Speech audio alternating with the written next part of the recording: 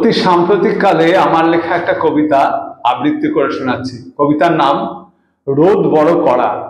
রোদ বড় কড়া, ফুটি ফাটা ধরা, নেই ছাতা সাথী, ভাবনাতে মাতি।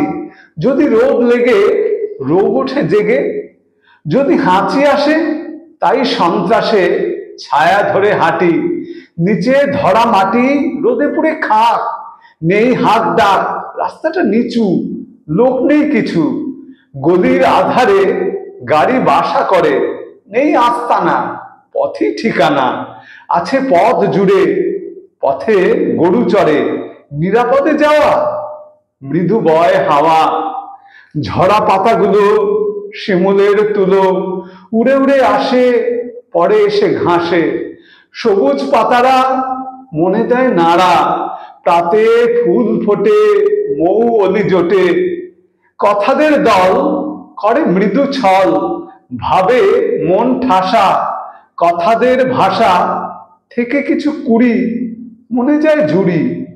ফুলকলি ফোটে, মৌমাছি জোটে।